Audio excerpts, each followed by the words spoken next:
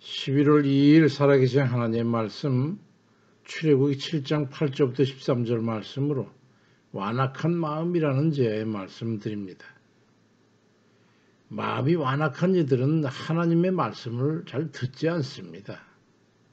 하나님께서 이스라엘 백성을 애굽에서 구원하셔서 가나안으로 인도하실 때에 모세와 아론을 애굽 왕 바로에게 보내셨는데 그때 출애굽기 7장 3절 이하에 보니까 내가 바로의 마음을 완악하게 하고 내 표징과 내 이적을 애굽 땅에서 많이 행할 것이나 바로가 너의 말을 듣지 아니할 터인즉 내가 내 손을 애굽에 뻗쳐 여러 큰 심판을 내리고 내 군대 내 백성 이스라엘 자손을 그 땅에서 인도하여 내리게 될 거라고 말씀합니다.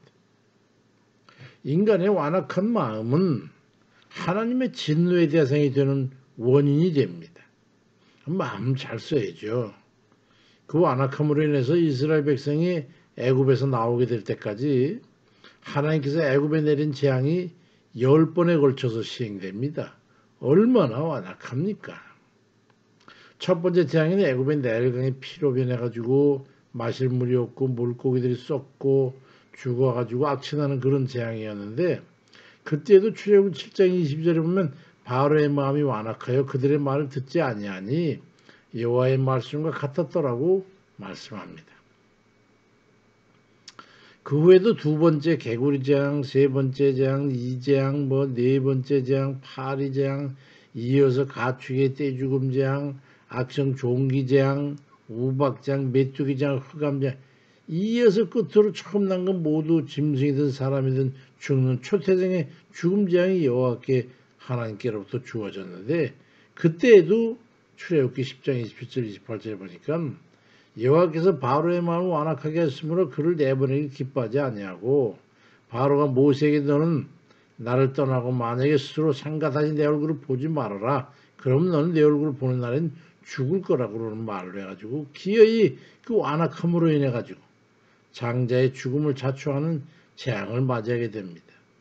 매 재앙 때보다 반복해 나오는 말이 마음이 완악해서 말을 듣지 아니했다고 기록됩니다. 마음이 완악해서 더 이상 내쳐나가서는 안 되는 상황임에도 불구하고 마음을 굽히지 않고 방종하게 될 때 감당할 수 없는 재앙을 당하게 되는 겁니다. 애굽의 바로처럼 말이죠. 자신의 마음이 강팍해질 때 조심해야 합니다. 위험해요. 개역개정 성경에 완악함이라는 용어가 개역 한글 성경에는 강팍함이라는 말로 표현되어 있습니다. 완악함이라고 하는 것은 성질이 억세고 고집스럽고 사나운 그런 뜻이고 강팍함이란 굿셀강자에 괴팍을 팍자를 써서 성미가 괴팍하고 고집이 센 그걸 일컬을 때 사용되는 말인데요. 이렇게 설명하면 문득 생각나는 그런 형상이 있지 않습니까? 자기 자신 속에도 그런 게 있으면 뜨끔하지요.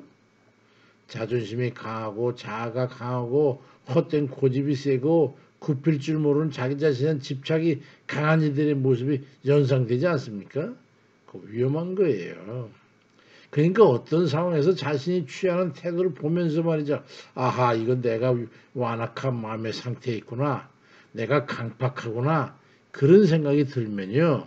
더 이상 그 마음의 상태를 지적시키면 화를 불러들이게 된다는 것을 알고 선뜻 마음을 빨리 풀어야 합니다.